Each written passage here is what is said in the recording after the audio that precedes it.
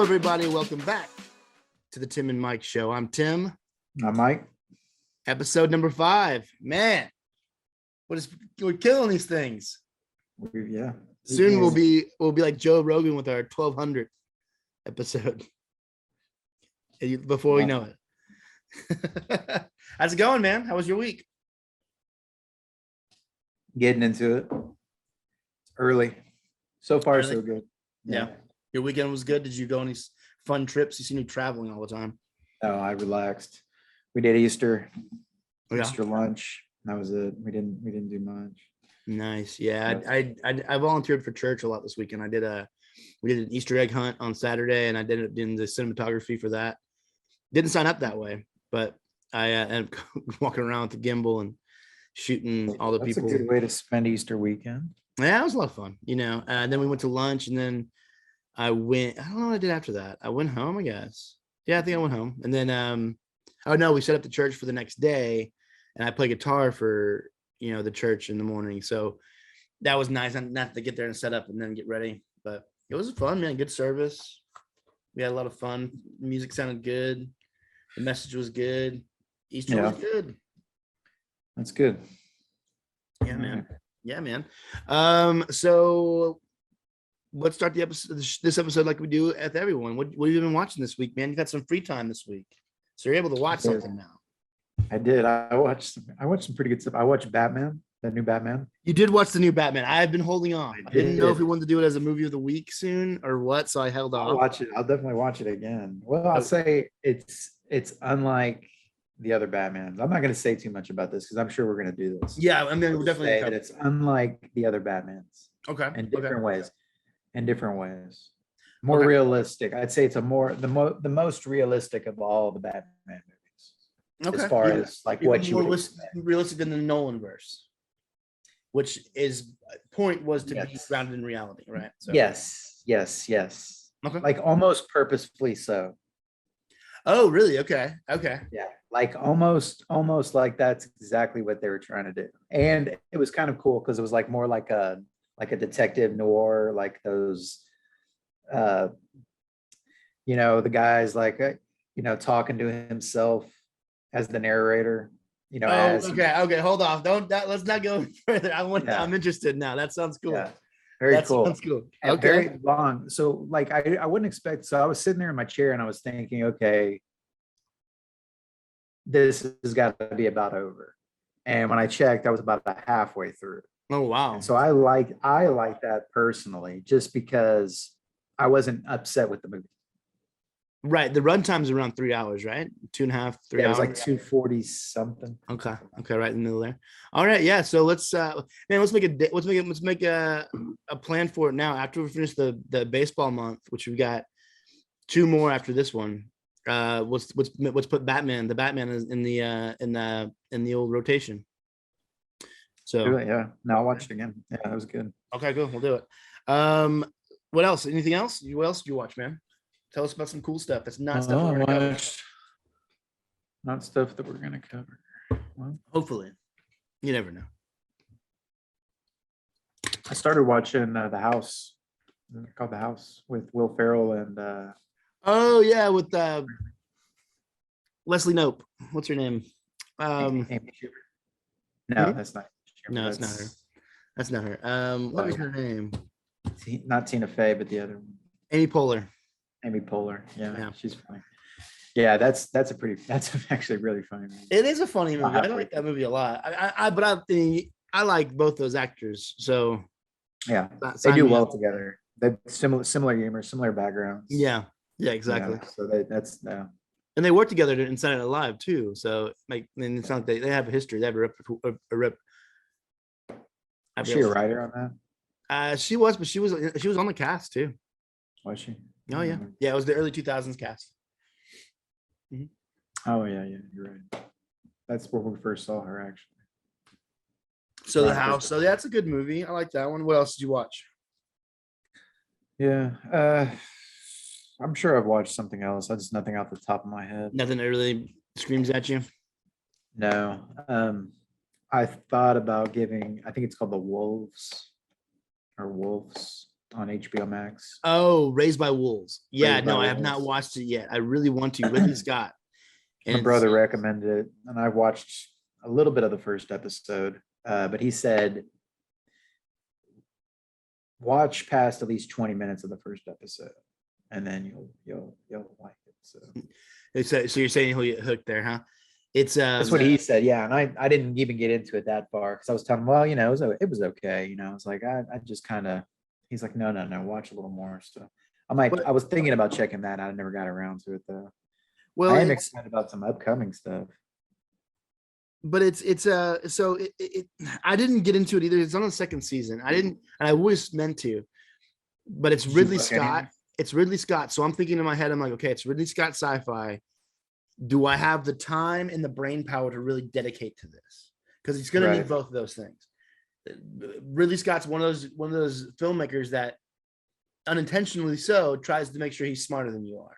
He's one of those Chris Nolan types. And so I just knew the reason I've been hesitant to get into it was because I just need to be able to dedicate the time to it.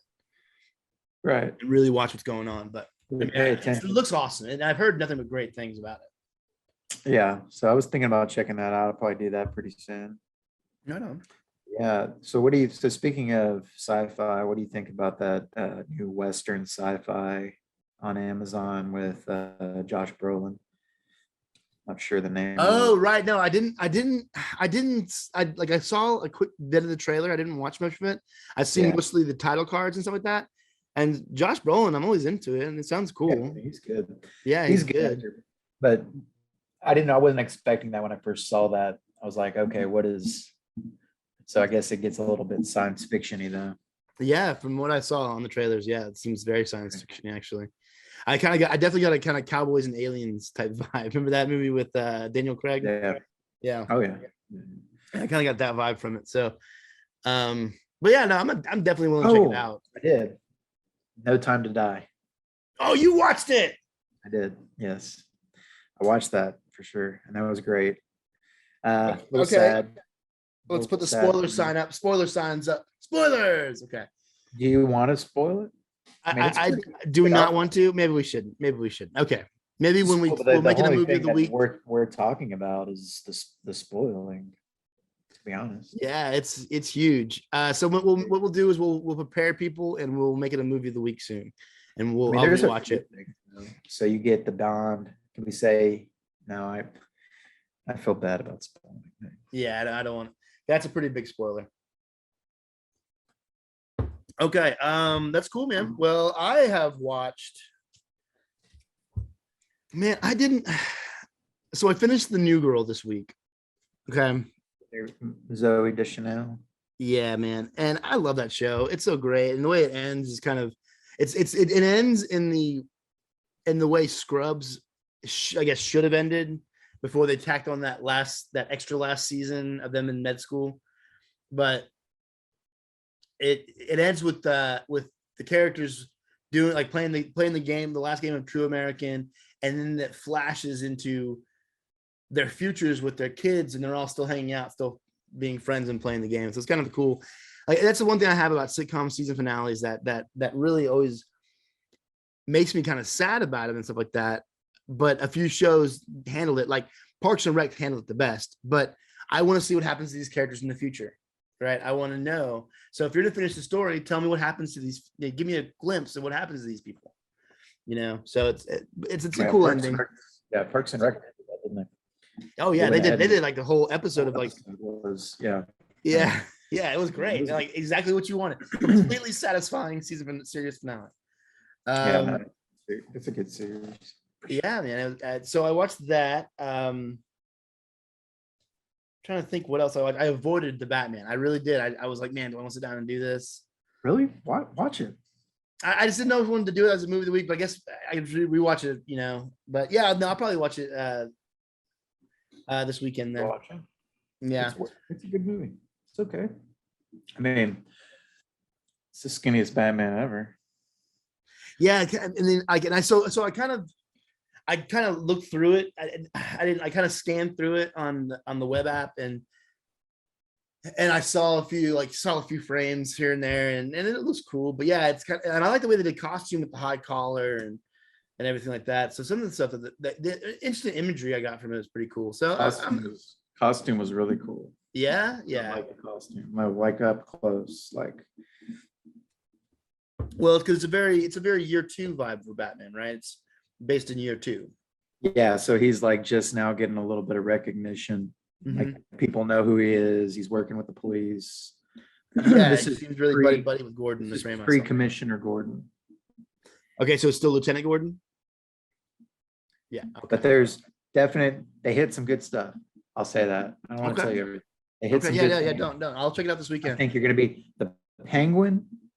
Colin Farrell is awesome. Okay, great job. All right, great job on Colin Farrell for sure. All right, even the Riddler, man. I thought I wasn't going to like the Riddler.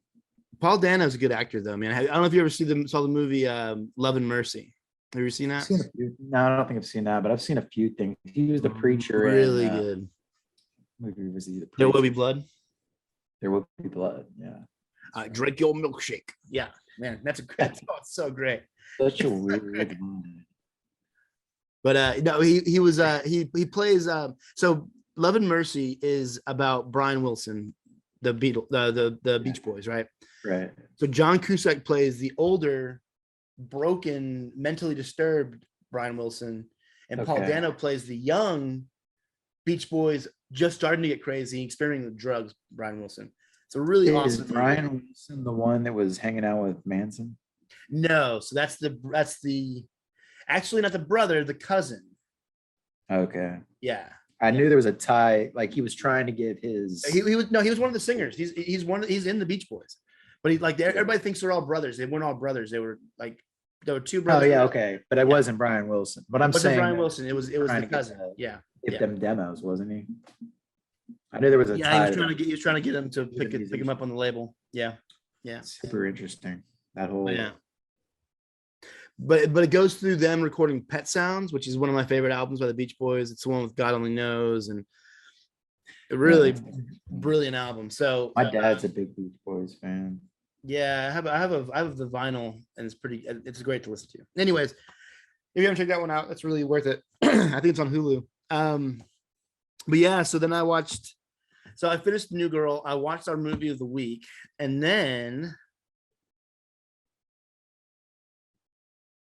Yeah, man. And then I just started watching Stranger Things. I don't know what compelled me to do this. It must have been the trailer from last week, but I went ahead and I work from home on Mondays, and so as I'm working, I'm building a cartoon for my job, and so I'm drawing these frames and I'm putting this thing together, and I'm like, let's put some background noise on, and I ended up watching the season. By the time I went to bed at midnight, I ended up watching season 1 of Stranger Things, and that show's so good, man. It's just from the theme that it's just season 1 at least is head to toe a brilliant show.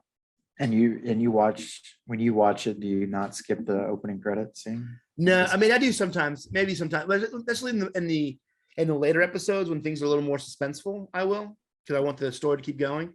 But the first few episodes, man, I want that. I want that. It's like it helps get your mind into it, right? I mean, it helps. I might watch the recap. You're an intro skipper. Oh, for sure. Oh man. No, not intros. Well, like the songs. Yeah, that's part of it. They designed that stuff for you to draw yourself into the show. No, there's like a little skip button in the corner. Well, where is the skip button? Just for you. That's what's been designed for you. I bring up the point that maybe the skip button shouldn't exist, is what I'm saying. Well, I think like most things, art included, once you sell it, it's been sold. And that's what happens. Yes. Obviously, the creator of that wasn't like, hey, I'm going to spend all this time on this, and I want Are you kidding me? Skip over everything. Right? I want you to see from start to finish. Obviously, that's a good idea why, Marvel puts their scenes at the end. I'm not saying that everybody sits there and reads all that stuff, but definitely more of a chance that they'll stay till the end. Yeah. Oh, that is absolutely 100% all. Sit your butts in the theater, watch these credits. I mean, we're going to give you something. We're going to give you something. Most things, if you've never done it, you know, you probably don't have the appreciation for it. Yeah. But somebody who's, you especially, you've done it before. I can understand the complexity and the time and all that, you know, Right. that all that goes into that. I mean, obviously they spend years Well, doing credits, man. after filming. They'll spend years. That's, you know, that's just as much work as the filming. Yeah, doing credits and stuff like that is tedious work. Actually, some of the credits runs now are like 10 minutes, 15 minutes long in movies. It's ridiculous. They need like, I'm all for creating jobs and stuff, but man, they need to, I don't know. I mean, it goes down. I'm sure there's details, especially for like a major motion picture. I'm sure it's down to like fonts and, you know, everything. Oh yeah. Oh man, and Where's it everything is coming scrutinized across? over. 100%. Yeah, and I'm sure there's multiple versions and Yeah, 100%. Everything is scrutinized over. Everything is. If the font, they don't like the way that I is dotted in the font, it's either change the whole font or change that dot. So you're absolutely right. You know, but man, that's what I watched. Let's get into it. Let's get into the episode, huh? All right. So I think we're gonna go previously on next.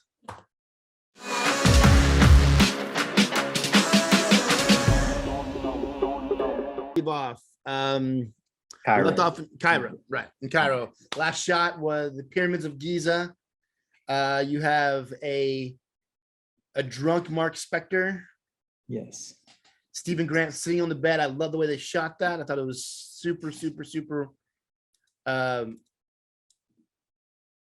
thought it was super cool the way it was shot, to where kind of they're not almost next to each other, right? It's pretty. Yeah. It was pretty awesome. They're both having a very somber moment together. Yeah. You know, just, you know, they're obviously in it.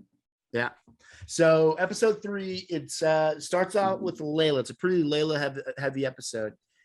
You learn a lot about her background just in the first minute or two.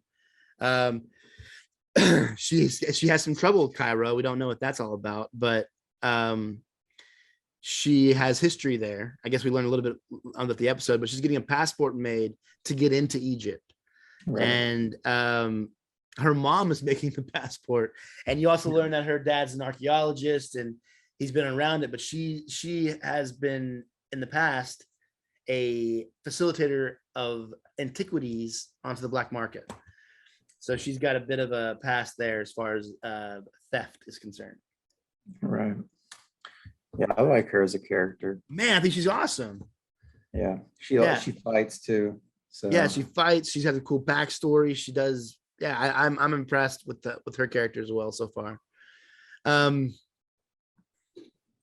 Let's see. We go into hold on. We go into there. From there, we go right into Mark Spector chasing some fools, or chasing a guy, and this guy gets stabbed, right? Right. And then so he decides to fight these guys that stabbed him, right? Yeah, he's fighting him up on a roof. Right. But he's kind of losing it too, though. Yeah, so he's starting to lose. He has control, and that's what I liked about this episode, is that he started out with Mark Spector in control, and for the bulk of the episode, he's in control. Except toward the end, then he's really not. Then it does come more of a Stephen Grant situation, because they start realizing the usefulness of Stephen Grant's Egyptology knowledge, right? So, which, I mean, for any nerd in the world, that's awesome. I love that whole aspect of it.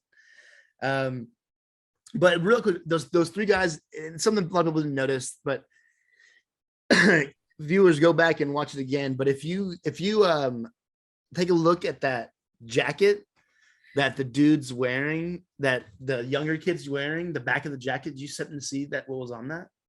I did not know. It is the same crown. What is it? Well, it's an image of a crown worn by Rama Tut. And who's that? Rama Tut's Kane the Conqueror. Okay. So Kane the Conqueror is supposed to be like, you might have met him, or you did meet him at the end of Loki. He's the MCU's next big bag. Okay. Okay. So is he, oh yeah. The man that waited, or yeah, he's the next big bad guy for the MCU. He's replacing Thanos as the next big bad. And so, Okay. but his thing's all about time travel and multiverse travel. But he's a conquering warrior from like the year 3049 or something like that. So you think he's gonna make an appearance in this? I don't know, but the fact that it's Egypt and he did rule Egypt for a while, and I'm glad they put it in there. But I don't necessarily know 100% if they're gonna. Does that seem more of an Easter egg to you? Because I don't. I think it might be too much to add in there, unless them waking up. Ahmet is actually waking up Ramatut, which I'm not trying to tell people how to write things, but I can make it. But I mean, like You would it's like that better. huh? So you think he's tricking her? Or Maybe. tricking I him? mean, it's a possibility. I mean, that's all speculation, 100%. But I don't know. But if they don't introduce it that kind of in that sort of way, I think it's just a nice Easter egg to have, and it's really cool that they put it in there because of the ties to Egypt and Ramatut's and Kane the Conqueror's ties to Egypt. I think it's awesome. So a little thing. So that's what makes it worth watching the episode 2-3 times. Worth it. Well, I didn't play it in the even if I would have caught that, I probably wouldn't have known what that was. Yeah, and that's having an eye. So that could just be referencing, or that actually might make an appearance then. Yeah, one or the other, and I don't know where it's going because I don't think it was mentioned again. Yeah, it wasn't mentioned again. You know, it wasn't brought up again, and obviously that kid dies, right? Kills himself.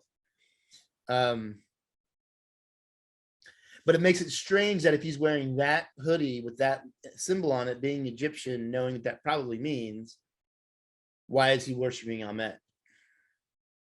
Right. So curious, right? So anyway, that's cool. And so, yeah, so that whole scene, Mark Spector's in control, but then he's not. But we also learned that Stephen Grant is also not in control. So theory of a third personality happens, right? Where are you with that? The guy that does the killing? Huh. I didn't catch that. Yeah. So whenever he's stabbing, he stabs somebody. That's there, and him and Stephen are having the conversation like, "What'd you do, Stephen?" He said, I didn't do that. I didn't do that. That's right. So now we're talking about the possibility, and it's also brought again whenever they're in the Iliad and Arthur Harrow comes up. He's like, "Who knows how many personalities are in there?" And is that something that comes up in the comic, or Again, Yes. so if they're doing there's multiples and there's multiple identities that Moon Knight well, I has. mean, according to you, they're going way away from the comic by Yeah, well, yeah, but they're making his identities personalities, which is cool. right, because they're technically just identities. Yeah, Fake identities that he's created on paper. right. But they're making these He's not, personalities. yeah, he's not. Because the whole conflict between Mark Spector and his mental state is his ability to speak to Khonshu. That's the main conflict in the books, right? So, Right. but anyway, so it seems like there's a third personality in there, if not more. But so yeah, they're having trouble finding the tomb, and they call the Ennead, which is the Council of the Gods, which I thought was a really cool scene because that's a big deal, and that brings up a whole ball of wax that I kind of don't want to talk about right now until the end of the episode, because during the news segment, we're gonna have something to talk about with all these gods. Yeah. Okay. Yeah. Oh yeah. I can't not wait till the news segment today.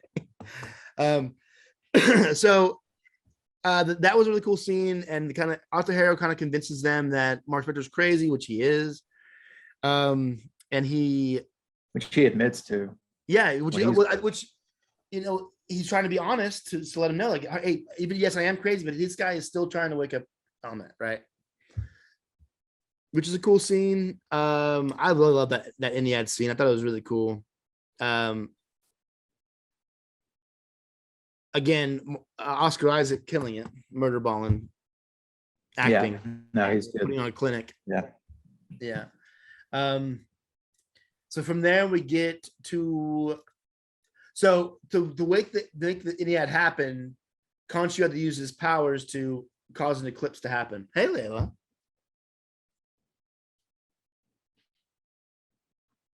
She wants to be on camera. Look at me. But yeah, so he has to causes an eclipse to happen, which then makes the god take notice, and that's when it causes the Iliad. And they say if you do it again, we'll trap you in stone. Right. And so episode goes on. We meet Layla's as it goes through, because they're looking for the tomb of I forget what the name was, but the tomb of something. And it's on the black market. So then we meet Layla as Mark's trying to find it. She shows up in Egypt. And yeah, so that's when we meet her ex-boyfriend, who is like this super elaborate black market, has everything on the black market. Yeah, he's like big time antiquities dealer. Yeah, he's got everything, man. Like they meet him and he's what's it called? Jousting. All right. Yeah. So we get that, but he does something cool there though. He mentions Madripoor, which is another connection to the MCU, right? Madripoor in the comics is a place where it's one of those places where mutants could go be mutants, okay? But since in the MCU we don't have mutants yet, we don't have mutants yet. It was the place that Zemo took the Falcon and the Winter Soldier in that series, that crazy place where they met what's her face? Sharon Carter. Blonde. You don't remember that show? Or something? No, it's like a whole city. It's a whole city of like underground stuff. I kind of remember. I'd have to watch it again, but I get what you're saying. So it's a place where they can go and be themselves. Well, that's what it is in the comics, but like so in the movie, in the shows, it seemed like a place where just kind of laws don't matter, right? Outlaws go to be, it's a pirate city. And so he mentions that, which is cool. I mean, that's always good to hear. And then you have an awesome fight with some Moon Knight action. You get both Moon Knights again. Yeah, you do. And then they find, what did you call him again? Mr. Suit? Mr. Knight. Mr. Knight. Yeah. And so then they get to the grave, and they find this cloth which will help him get to I guess it's Amit's tomb, right? And so, but it was really cool because it's a little astronomy lesson too, is that the sky is never the same. Sky's like a fingerprint. The sky is always different, right? As far as the stars, especially 2,000 years later or whatever, it's definitely gonna be different. Right. But so the stars maps are different, so the map's not lining out. And so Khonshu does this really cool thing, which again, from your complaint last week, Khonshu's a good dude. Yeah, no, that is one thing that after watching this episode, is I changed my opinion on Khonshu. I get he's greater, he's the greater good kind of guy. Right. Which he does have this kind of, obviously. Right. He does have this kind of like this lackadaisical attitude toward human life, but he's a god, so he doesn't understand it. Right. Well, after seeing the interaction with him and the other gods, I realized what he was about. Right. He stuck it out when they abandoned. Right. And he got banished for it. Yeah. Right. Yeah. So. Well, he does a super cool move, and he sacrifices himself, and he moves the stars, which was an awesome scene, dude. He moves the stars back 2,000 years. That's so cool. Right. And so he's caught, he's as he's doing that, he's being, sucked back into stone. Right. Which I was wondering what they were talking about the whole time, and then it just makes this tiny little statue of him. I should put it like in a trinket, like that somebody's selling on the street. Right. Yeah. So I'm guessing. Well, I'm assuming now that his powers have gone with Khonshu into the stone. Yes. Right. So he mentions that in the Khonshu mentions that in the episode, saying something about being trapped in stone. Mark Spector says, "Oh, it wouldn't be so bad, would it?" And he's like, "Oh, you'd really be doing well without my healing armor." So you can tell he's not. He wouldn't have his powers.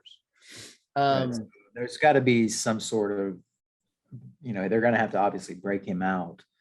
100%. I think we go maybe an episode and a half without. So it's like a full blown Indiana Jones type episode. I was thinking half an episode. So you think Concho's out next, and Conchu's out next episode. I mean, I would say, if you're going to do it right, probably better to go a whole episode. But I bet there's only 3 left. I bet they go half an episode. Okay, half an episode. I'm going to say a full episode. Start trying to break him out at the beginning. I say a full episode to the point where they break him out at the end of the episode. So, see, what were those coordinates to that he was giving out then? Amit's tomb, right? Okay, was that so that wasn't where he was going to be? No. He's in the Pyramid of Giza. He's in the Great Pyramid. Okay, that's where the Ennead happened. So see now, who is Ethan Hawke's character again? Arthur Harris. He was in the tomb with his guys. Yeah. So he's about to free Amit. So we're about to get some hairy situations. So maybe you're right. Maybe it's only half an episode. But my point, as far as the narrative's telling me, they did a lot to put Khonshu into that thing. For them to bust him out in half an episode seems ill-advised. No, I mean, I agree. I mean, you would need a little bit of time in between to make that. You need to show, nice and cohesive. how Mark and Steven do without the armor, how they fare. You could make a cool, like a Uncharted style. There's an Indiana Jones episode. Yeah, right. Exactly. Yeah, I mean, I'd be good with that. Yeah, we'll see what happens. His karate skills. He just doesn't have super strength, or it comes out tomorrow morning. So I'll watch it tomorrow night. Yeah, I'll probably. It'll probably be what I watch when I get home tomorrow night. But all right, man. So where are you at? Episode 3. How you feeling about it? I like it. Yeah, still liking it. Is it still your favorite MCU show? I can see how much you love Falcon and the Winter Soldier. So, is it still your favorite? Yeah. Well, the thing is I don't know. I guess I forget certain parts of the episodes if I haven't seen them in a while. Right. I don't know. I couldn't really tell you which one my favorite is, to be honest, out of the others. This is definitely up there. I think I liked Loki a lot. I think Loki was it's either WandaVision or Loki for me. WandaVision is good. I don't know, those first couple of episodes. I get what they were doing, but I could have used a bit more action in the first episode, especially. But that was a good one too. I like that one. I think that show definitely turned out really well. They do well with all of them. Yes. You know what I mean? They've definitely got the formula down. So let's be fair. Let's be clear. They're all tied for first. Yeah, you're absolutely right. They're all really good.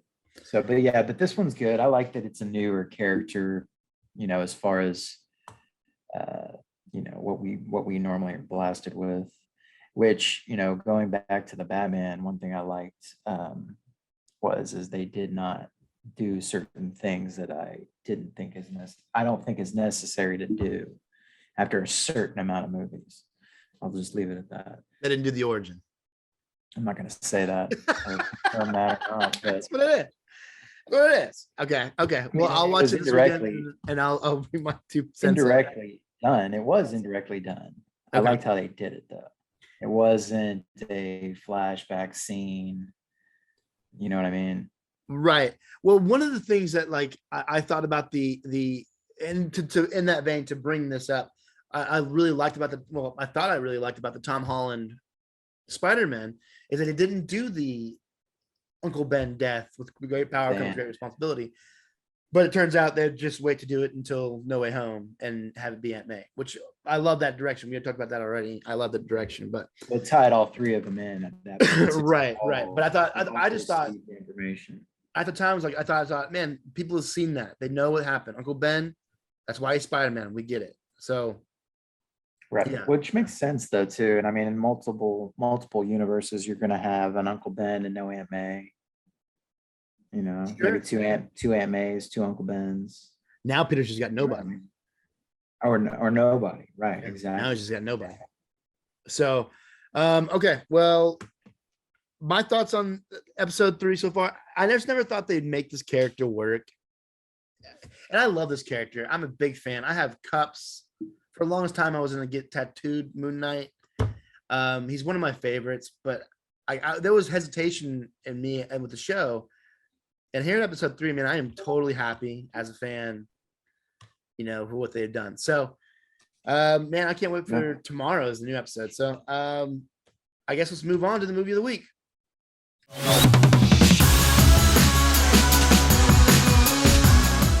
All right, guys, movie of the week. What do we watch this week, Mike? We watched 8 Men Out. We continued with our baseball theme month with the second movie of that. We watched 8 Men Out, which is about the Chicago Black Sox, the 1919 Sox, who threw the World Series. And it's so based on a true story. For sure. Based on a true story, absolutely happened. Really, really happened. So what do you think of the movie, Mike? It's one that we've seen forever. This movie was made in 1998, so I've seen this about 100 times. Yeah, I love this movie. It's one of my top 5 baseball movies. Why is that? One thing, I guess. Well, I don't know. I don't know. It's just well done. It's got a great cast for one. Oh, amazing cast. You're absolutely right. It's got John Cusack, which I like John Cusack a lot. For the most part, DB Sweeney, man. I'm looking at the cast right now in real time, and DB Sweeney is looking rough. Yeah, he's older. He's God bless him. Having a rough life. And then Charlie Sheen, looking good. One thing I forgot about was Christopher Lloyd being in the movie, and I have to say that even in 1988, he looked old. Yeah. So that's why I guess when we saw him in Back to the Future, it's I don't know. It seems like he's been old my entire life. He's just one of those guys that he's always had white hair. And I think that's exactly what it is. Yeah. I mean, he's an older gentleman, don't get me wrong. This kid's not in the 30s, but I get what you're saying. He's just had white hair for so long, or really light blonde hair, that he looks old. But you're right about the cast, man. The cast is great. Michael Rooker is in the cast. I mean, this is super famous Michael Rooker. Yes, young man. It's before Was this before Days of Thunder? This is well before Days of Thunder was early 90s. Yeah. Okay, so yeah. This might actually be one of his first main speaking roles. We have to go test. We have to IMDb that for that, but I'm sure I'm close to that being correct. I thought I liked the whole thing, where they were promised money up front, and then, obviously it didn't happen, and then they all started having changes of heart, and it's still I guess the movie is so good just because it actually happened. It's a moment in history, and I think for me, movies like that, I don't know, they're just I think those mean a little bit more. Yeah, I agree. Definitely not my favorite baseball movie, but it's up there. I like it. I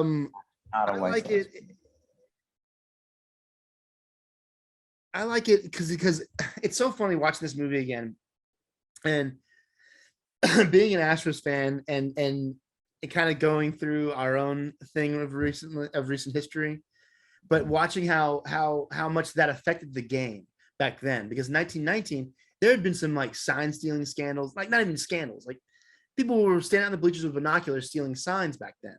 To be clear, they're way worse than we were. Oh, no, the 1919 Sox were horribly worse. Yes, of course. We didn't use ours to win the series. Anyways, but the effects, I guess, the effects of what happened is what excuse me, is what interests me that movie now, and being older and watching it. The fact that you meet Kennesaw Mountain Landis as a character, the very first baseball commissioner, and one of the first lines he has is saying, "I want absolute power." Look at our commissioner now, absolute power. Right. And to the point where he can hold a letter from the Yankees proving that they cheated. But anyways, well, he actually is the one that punished them in the end. Like They weren't found guilty. Yeah, he Banned he them. banned him from baseball, man, and that's a rule that still stands. I mean, look Which, at right, Pete Rose. Yeah, for a baseball player, that's disgraceful. Rightly so, though, yeah. because I don't know, the catcher, which was he in NYPD Blue? He was, yes. I like that guy. Okay, so that guy, I felt bad for him so much for the movie because he wanted to win so badly. So bad, man. He was getting so pissed. Well, because he's the game man. He's managing the game. He's the catcher. He's the manager. Yeah, but they were throwing it, and he could tell, and he just, Oh, he's imagine the that best, though, to not be in on that and to watch that happening, and how miserable, It's gonna frustrate you, right? It's gonna be so. Yeah, right. It's just weird to me that nothing was said. I mean, clearly that was going on, I guess.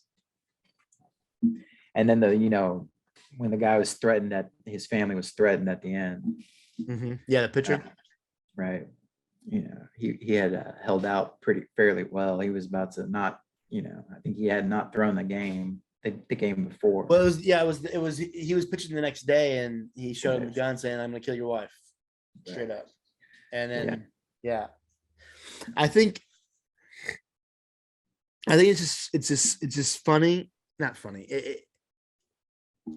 It's kind of so you meet Comiskey, right? And he's so proud and gregarious about all, and they're throwing champagne glasses in the fireplace because they won the pennant and they're going to the World Series. And then you have the conflict of the other side of it with the players being paid nothing, their bonus was flat champagne. Remember, it's just so funny how different that is today. Oh yeah, and how they get a cut. So for the World Series, they get a cut of the sales for the ticket. Well, was that a rule back then? Or that now? I'm not sure. I think because now it's different because you have basically franchise. It's a franchise. Yes. So you know what I mean? They all pay in to the Major League Baseball Association. Right. Right. So like that is the pull. No, they definitely get a bonus today. I just don't think then they got a bonus. I think that Comiskey's like, hey, you win pennant, I'm going to give you a bonus. And yeah, I'm sure anything starts from somewhere because it all started from farm leagues, right? Right, and baseball players didn't get paid much back then. It wasn't a business. Most of them had jobs in the off season. Yeah, definitely different times. Different times for sports back then. Mm-hmm. And obviously, so I mean, things were still getting underway, with the country and everything. Yeah, I mean, so what do you think about Shoeless Joe? How Shoeless Joe was treated? I don't know. I liked that character. I don't know if I buy that he was as ignorant, I guess, as before, but I like the end scene. The end credit scene is great, where he's out there just having a good time, catching balls, playing ball, playing baseball, and I think isn't a reporter and Buck Weaver was there. Buck Weaver, John Cusack was there, right? And I'm not sure if that actually happened. I don't think it did. He knows it's him, but he tells the reporter that that's not him. Yeah, exactly. So he's I guess it was semi-professional. It could have been some semi-professional league. You know what I mean? My assumption is that it wasn't in any way affiliated because he couldn't, but he did change his name. But my guess is that it was independent ball. There was so much independent baseball back then, man. It seems like such a rare thing now because we don't have it in front of us because we live in a major league city. But there's a lot of independent baseball now that's totally just not affiliated at all with major leagues. But right, and it's still good baseball, and that's why. That's another thing that I think is so great about like the old timey baseball movies. When you have like we watched 61 last week, which Mickey Mantle, those greats that we didn't get to watch play. So they're almost like superheroes to me. Greats, some of them that he got to see when he was really young. And that's one of those movies where you get to kind of actually see those guys, Right. like the old timey guys. That's a pretty cool thing, because especially if you like baseball a lot, Right. And I think that that's a reflection of the filmmaker too. I think, or the writer, let's say, because in this case, I think it's more the writer, or John Sayles. He's the one that directed it. I mean, obviously had some sort of, you could tell who his heroes were Buck Weaver and Shoeless Joe. These guys were so altruistic, right? They were the heroes. Nothing could ever touch them in the movie. Right. And it goes with Billy Crystal in 61 when we bring that up. He obviously, he would, like Mickey Mantle and Roger Maris were obviously icons to him when he was a kid. And you see that in the way he portrayed them. And, right. Well, imagine growing up during that time. oh man, that'd be just the baseball alone would be amazing. Right. Yeah, they're moments in history. They are. Sure. And it's interesting to think, what moments have we already experienced that they'll be making movies, but they already made the BP movie. Things that have already happened, major events that have already happened. They're already that movie's really good too. But ones you think maybe are not as iconic, you know what I mean? Now, who knows? 20 years from now, 30 years from now, maybe there's going to be a movie about the trash can. I think so. I'm so mad about that. I want to be in that movie. I'm so mad about that. Oh man. So I think you're right. I think the time's a little different though, because excuse me, we there's already, like, so things happen and there's already movies. Like there's already a movie about Brexit. There's right, yeah, so fast, right? Yeah, there are a few. Yeah, you're right. It is. So I wonder if fast. that is, you contribute that maybe to, like, just the way things just move nowadays, I guess. Yeah, I think it's maybe that saying is like in the old time society when news didn't travel as fast, would the White Sox movie have came out and been as big to a wide number of people across the United States? Probably not, right? But now where stories are just like instantly spread, obviously you can pop out these movies a little bit quicker. Yeah. Which is, yeah, but you're right. There has been definitely a few modern day, things that have popped out already. Huh? Well, they're just waiting for it. I mean, people are waiting for stuff to happen to make. Well, you almost need to kind of change the idea pool up a little bit. Still pumping out remakes, and redos. That's true. And that's, I'm not hating them.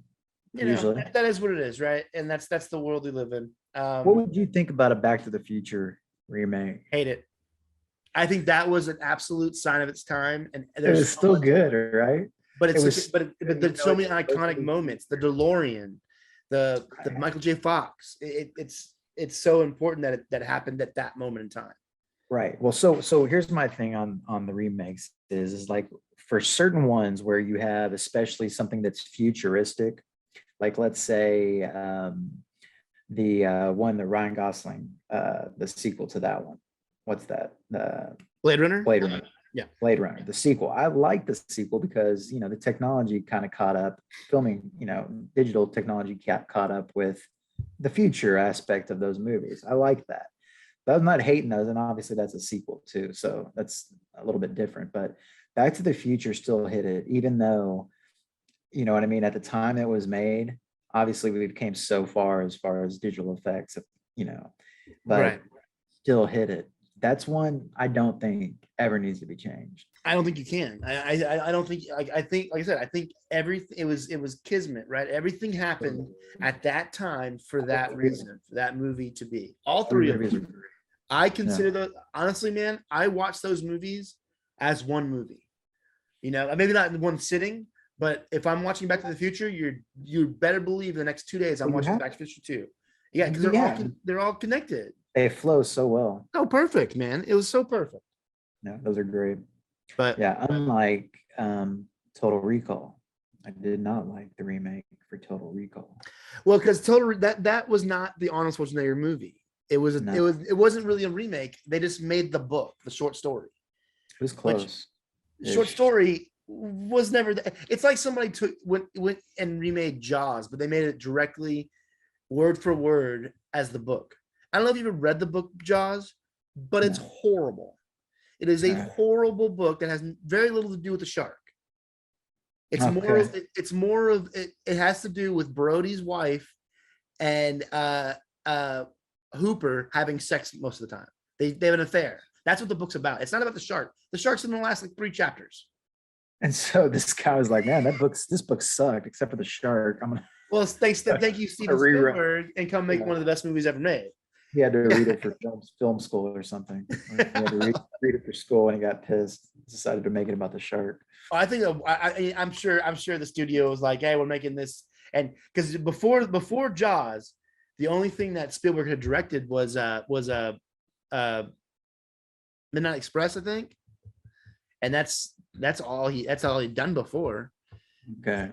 So he was still a young director. Family Guy made a reference to that book being not too much about the shark. I'm not sure. Whenever I got out of the hospital years ago, when I had my heart thing, I started walking, and so I decided, I'm gonna listen to books on tape, start exercising more and stuff like that. And so I decided that was the first one I was gonna listen to, and I'd never read it. Right, I love the movie. My brother Jimmy's his favorite movie, so growing up with it is one of mine. We watch before every summer. We get a new copy and we watch it. Anyways, I'm listening to this book, man. I'm like, what the heck is going on here? This is weird, man. Because it's not just they're having sex together. It's graphic. It's like super graphic sex. Yeah, you got to describe. It's a lonely guy. It's too graphic. His dirty stuff in his basement somewhere. Yeah, I mean, I don't know. I do not recommend. The book is not recommended at all. No. Okay. Well, I'm not reading that. I'd say that, and I've got some books that I haven't. I've got so much more. I've got too much to read already. Man, I've gotten really into because of my workload with everything. I've gotten so into books on like audiobooks now that I'm actually going through a bunch, but I'm just listening to them while I'm working, and it's been great. So I like audio. Sure. I just read the Lord of the Rings, stuff like that. But real quick, back to the movie of the week before this tangent keeps on going. What are you giving it? You love it? You like it? We're gonna watch this movie again. So we grew up with 8 Men Out. Yeah, I'll definitely watch it again eventually. Yeah. If it's time is right. I give it. One thing I wanted to mention about it too, because it's so cool, and it's something that doesn't really get mentioned that much about it too, because like I said, the real stuff that happens during this movie. Arnold Rothstein, that character is such an important, like, it's so funny because he's in there because he's super involved in that. But one of his underlings, do you know who that was? It was Lucky Luciano. Right. Like, okay. Majorly connected to the 30s crime world. So, yeah. Boardwalk Empire. Yeah. Great show. All right. Well, we like them. 8 Men Out. Please go watch it on all your favorite places to watch things. 8 Men Out. It's a brilliant baseball movie. It's perfect for the season. I hope you're watching baseball because that's awesome and never gets old. Let's go ahead. We're gonna jump on to movie music, guys.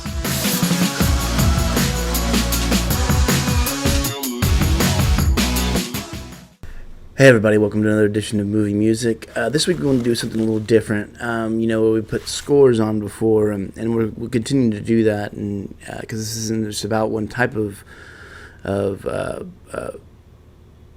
music theme that goes into a movie, but it's about everything. So soundtracks work too.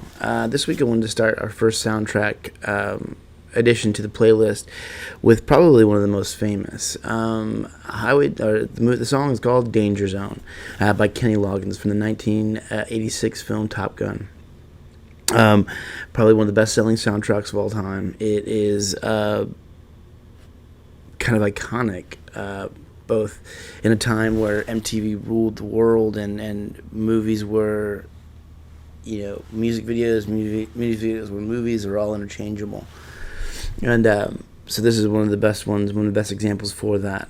So as usual, check it out on the Spotify playlist. Do yourself watch the music video too on Google.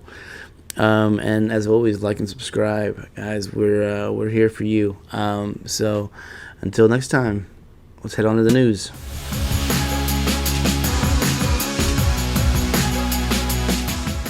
All right, guys, welcome to the news. We got some news this week. I've been very excited about this one. Yeah, big things happened yesterday, man. All right, so the first thing we want to talk about. So did you see that Top Gun featurette? I did. That was awesome. Tom Cruise is a freaking maniac. He is a Tom maniac. Cruise is the man. That's awesome. That is freaking awesome. He I would can just have all the like to film Scientology that. he wants. He's the Like man. that's a job. Like that was their job to go and through that training. So he sets up training exercises from a single engine Cessna all the way to Tom Cruise is setting this up. Tom Cruise is doing this. Yeah, Tom Cruise is doing it. This is who they keep referring to. This Sure. whole entire thing is like Tom. This wouldn't be possible without Tom Cruise. But that just goes to show you the dedication that man has. He's a freaking beast. When I heard he was hanging outside the plane on the Last Mission Impossible. Was it? Yeah, Fallout. Man, he's old. That's crazy. Yeah, I mean Didn't he break his leg and jumping over something on one? yeah, he broke his ankle. Yeah. Yeah. That's good. That's dedication. And you get the great shots. So what I thought was amazing about this is the fact that they had to learn how to shoot the cameras, their professional cameras, while actually flying. So they're going to be the movie cutscenes. Every scene is going to be they're actually in the air, in the airplane that they're supposed to be in. Yes, flying these planes. You do not get better than that for a movie. Tom Cruise makes the statements like, "Yeah, I wanted to fly on F-18s." Now that is cool. That is cool. That's so like cool. And you know what? Here's one thing I saw. They show the scene where Maverick is, I guess, going straight up into the air, right? Mm-hmm. And obviously, maybe he's not doing that scene, but they got that cut scene of him in the mask like they did in the original. And I swear, I can't see a difference in his acting chops, like from really experiencing it, because he's not acting, obviously, in the new one. He's experiencing it. Yeah. That's what makes this really genuine. Right. Versus the other one where he's acting. That was good. Man, good. It's gonna be a good one. I should have known too. He doesn't make bad movies, man. Right. I should have known. If he was gonna make a sequel, it's gonna be a good sequel. And he's gonna be fighting some shit. He's gonna be fighting some stuff. Yeah. Dude, he doesn't make bad movies. You can right. I do not agree with his religious views. I'm not a big fan of business. He makes awesome movies. He makes awesome movies, and I'm gonna go see them every one of them. Magnolia. That might be that movie's weird. That is weird.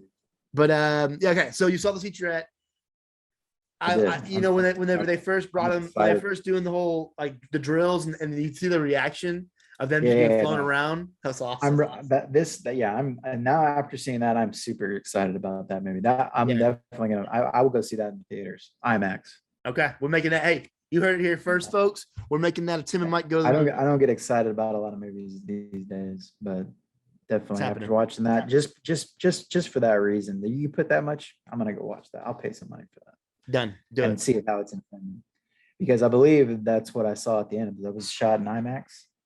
I think so. I wouldn't. There is a difference. There is. They can put it on the IMAX. Yeah, IMAX tries to get away with people watching 4:3 again. They don't call it 4:3, but that's the aspect ratio. Right. So So it's actually, I believe, it was shot with.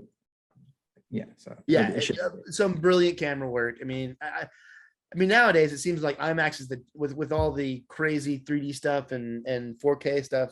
It seems like IMAX is the cheaper way to shoot, but it's not. It's still super expensive. Yeah, it's pretty epic. And the sound quality is better in the theaters, anyways. Yeah. It's almost too much. Okay. So we move on to the next thing, the news. We got a 2 TV spot for Marvel Multiverse of Madness. Got some new footage. We got to see a little bit of battle between Strange and Mordo.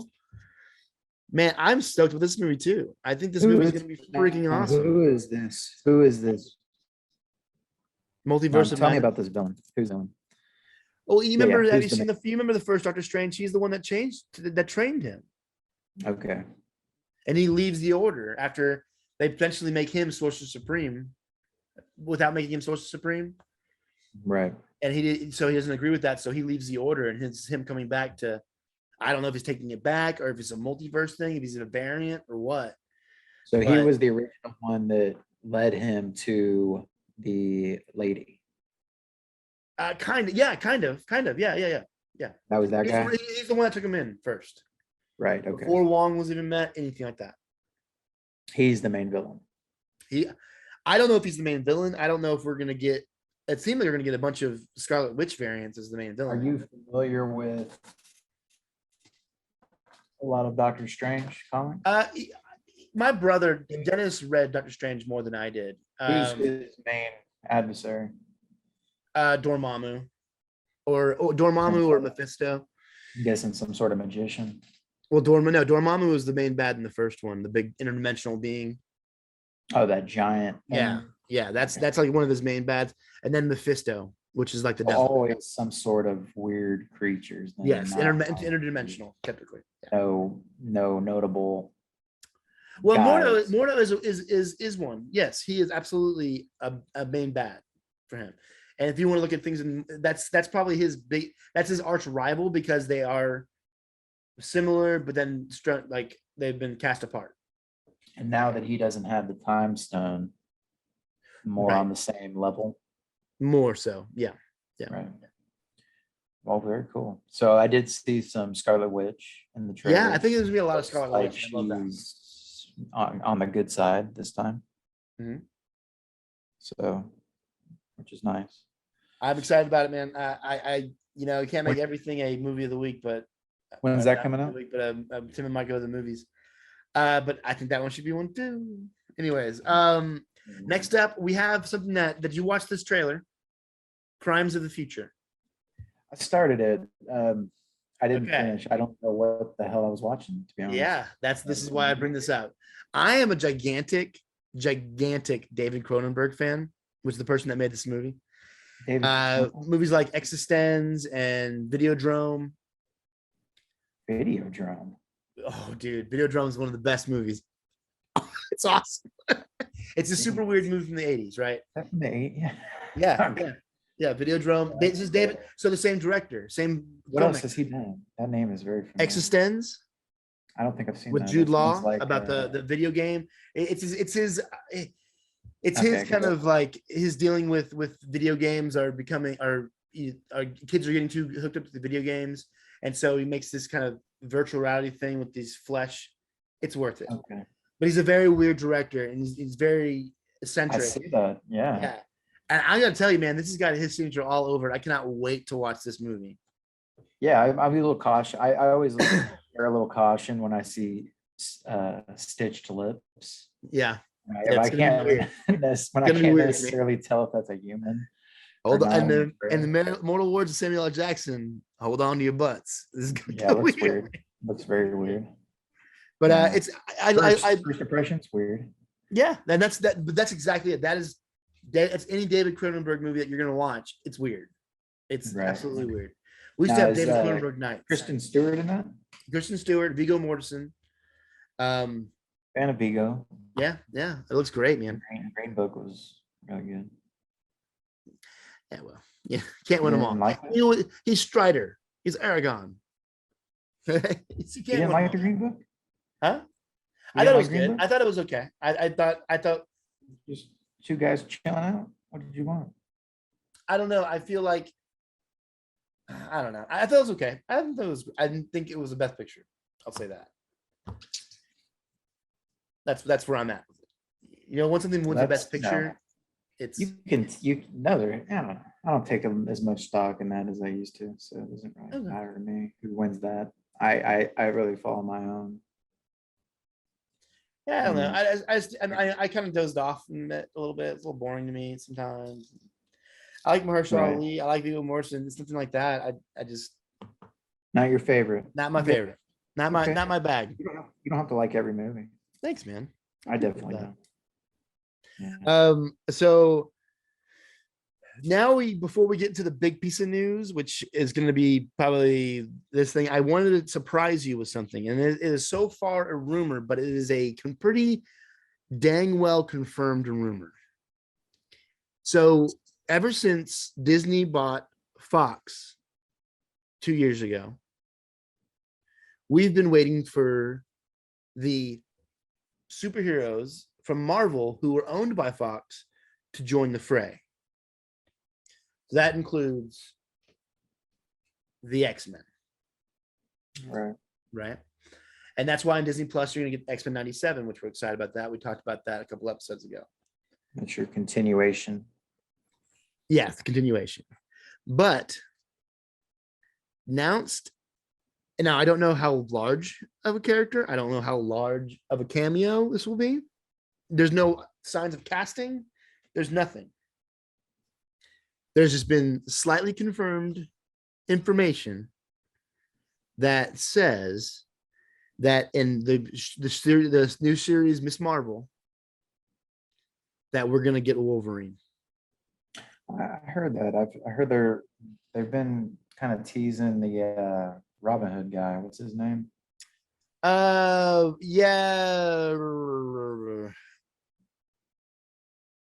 The guy that he was in Elton John movie, right? Mm-hmm. Kingsman. Yeah, I forget what his name is, but yeah. And I wouldn't mind that. It's not bad casting. At this point, whatever casting you get, there's a big comic team up of Miss Marvel and Wolverine, and so a lot of people, and then now the rumors been kind of started being confirmed by more and more people in the Disney woodwork that we're gonna get our first Wolverine. Miss Marvel is the same Miss Marvel from the movies. Yeah, well, Miss Marvel, the show we watched, the girl, the series, the trailer we watched. It's going to be a series on. Oh, okay, Miss Marvel. The young Miss Marvel. Yeah.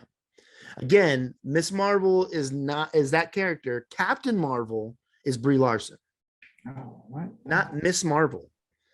Miss Marvel. Captain Marvel. Miss Marvel is the. How come there's so many? What? And what about Mrs. Marvel? I don't think she's married. Is there a Mrs. Marvel? I don't think so. Mr. Marvel? I don't know. We need to watch out with pronouns though. So well, I mean, that's what it is though, right? Because if there's a Captain there's Captain Marvel. Mrs. Marvel. There's Miss Marvel. Captain Marvel, Shazam. Okay, so yes, Captain Marvel. There's Shazam is Captain Marvel. Is DC. But Captain Marvel is also Wonder. It's I don't want to do that. But yeah. Who was before? Shazam, right? Yeah, well, yeah, but also different universes. There was a whole lawsuit there. But technically, Shazam did not start out as a DC property. They bought another comic line and brought him into the fray. Right. But Miss Marvel is Brie Larson, which is the Brie Larson. I like her. So we're not going to see it. No, Miss Marvel TV show. Miss Marvel is the new Disney Plus series, who has a team up in the comic books with Wolverine. Okay, so she does exist. Oh yeah, she absolutely exists, 100%. And similar powers to the Captain Marvel, or no? No, she does like size, and she does like I don't want to be. Who was in charge of names? You think back then? I wonder. They just came out with whatever. Like Spider-Man. Think about that. Stan Lee was dressed like a spider. It was Stan Lee. Come on. It's Stan Lee's fault. Name, Batman, Spider. No, that's not Stan Lee. Anything that their costume resembles with a man on the end for a while there. Iron Man. Yes, that's what you did. That's what you did. Good. You still do it. It's good, I guess. You still do it. Yeah, and I get it works. It works. It's easy. You want to put most effort in designing the costume, right? Not the name. The name's not important. The costume. The costumes were off back then too, though. Yeah, they were all weird, man. Greens and yellows and very. Yeah, I was watching the Loki. In the Loki movie, you saw the court jester Loki, the older version of Loki, which is comic book accurate. Loki The old costume. Loki with the big horns. Right. And we talked about Green Goblin where we did No Way Home, that his is cloth and Yeah, and it looked more like it this not time, armor. except for the goggles, his little, Right. his goggles. Okay, so that's kind of cool news. It's like slightly confirmed. It's not 100% confirmed, but let's get to the big news, okay? We had something that we talked about last week and why it hasn't dropped yet. But we got ourselves a Thor Love and Thunder trailer, bro. And it looks that was awesome. That was well awesome. worth the wait, right? It's Yeah. dude, that trailer is everything you want to be. Yeah, that was good. Yeah. So I watched a video about Easter eggs in that. And so said that the trucker hat maybe be referencing the Thor and the Babysitters Club, Vincent D'Onofrio. Possibly the trucker hat that he was wearing when she confused him as Thor. Maybe because I know it says strongest Avenger, right? That's what it says. Right. So on the hat. So yeah. So supposedly there's a time when Thor steps down and another human Thor from a human takes over his spot. Right. And then after that, after they switch back, those are the clothes he's wearing in the comics. Right. So that's not the first reference to that character also. The first time that character is actually referenced is in the first Thor movie when he loses his powers and his name tag is that's the character's name in the comic. I forget what exactly it is, but in the Babysitter Club. Yeah. Well, no. So the character the Blake or whatever, that Thor's name. Because there was a while there where Thor was a man who just manifested the powers, right? And they would call down the powers, much like Shazam. Right. There was that time period of it. But right. Yeah, no, I love did so many cool looks, for Thor in this one. First of all, you get the you mentioned the old school Loki look. Well, the teenager Thor running through there, that was been the same generation Thor costume. The original Thor costume. Yeah, the whole lace boots, the winged helmet, the lace boots, everything. Right. You know how I feel. Nostalgia. You know how I feel about the person that made this movie, right? Like you get it. I'm not going to mention his I know you like him. But yeah, I saw some photos with the cat. Yeah, he's in a few of them. Yeah, he plays Korg. Oh right. Oh yeah.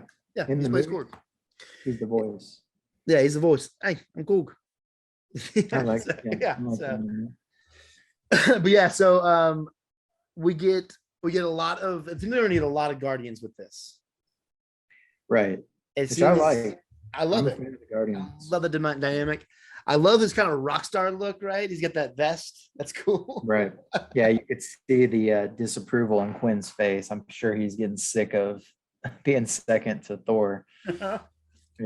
Obviously they had that give and take in the final. Thor's kind of oblivious to it all, it seems. Yeah, he is. So if you look closely, so you have all that stuff, you have all that dynamic, that give and take. You see a very different Thor in this, more of a introspective Thor. He does mention that he was used for battle before, but now he's not a god that battles. He brings peace. Excuse me. I think what's going to happen is you're going to have that until Gore comes, which is Christian Bale's character, the God Killer. Right. And that's what's going to lead him back to that. Now, I mentioned earlier that I wanted to wait to talk about this because this point is where I want to talk about it. I love that the MCU is not afraid of using all these different gods because they're so interlaced with the comics. I can feel like at some point they stopped thinking about superheroes. Like, I was just using those mythology characters, So Russell Crowe is playing Zeus, which you saw a bit of Zeus stuff there. I saw that. He was playing Zeus. You know, all those gods in Moon Knight are all in throughout the comic book. Anthony Hopkins back in it. Anthony Hopkins will be back, so yeah. But yeah, so you're gonna have something going on where Gore is gonna be killing gods with the Necroblade, and man, I'm excited about this one, dude. I think if it's now Thor 1 and 2 were very good. They were what they were, right? They were, but Ragnarok is one of the like best MCU movies made. It's brilliant, and Good movie. if this is held up even a thread to Ragnarok, I think we're ready to go. Okay, so then, yeah, so I think Gore's gonna come mess some stuff up and make him come back. But the worlds they're building, everything looks so. The problem with Thor 1 and 2 to me was always, you know, like Asgard looked cool, and they did Jotunheim, it looked cool and whatever, but it was never so like grandiose and colorful like the comic books were. Like, because Thor's main thing was he was on Earth very rarely. He was in space and everything was so colorful and huge. And they even got down to the dang logo for Love and Thunder. That looks like it's ripped right from the comic books. That Thor logo with that gradient going through, it's awesome. But I think that's what made Ragnarok so good, and it looks like what makes you're gonna make Love and Thunder so good is that they're doing these big landscapes and these larger than life areas and planets that they're going to, and it just looks amazing, man. I don't know. I'm excited about it. And Jane Foster, and if you look very closely, Jane Foster is holding a reconstructed Mjolnir. There's cracks in it. So, yeah, it looks good. Definitely check it out. You're gonna check it out. But that's in June, man. So we just got a trailer now for it, and that seems super late. But I don't know. I'm stoked. I'm fired up. I've watched the trailer a couple times. I put on the short that I've watched it, 300-400 times, which wasn't true, but there's enough time for that. Good things come to those who wait. Yes, man. I feel like I waited enough. I feel like I'm ready. You're forced to. Anyway. Yeah, but we got big things coming from the MCU, man. It's really cool. But all right, well, I think that's it for the news. I think it's unless you got anything else. No, I don't. Okay, well, that's gonna be it for the news. All right, guys, we're gonna continue on with our movie theme of the month, which is baseball movies.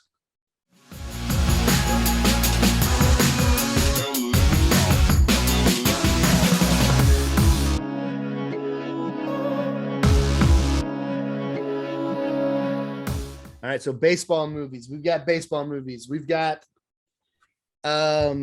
this week's movie of the week is going to be Billy Bean taking those A's to not a World Series. But we're going to watch Moneyball.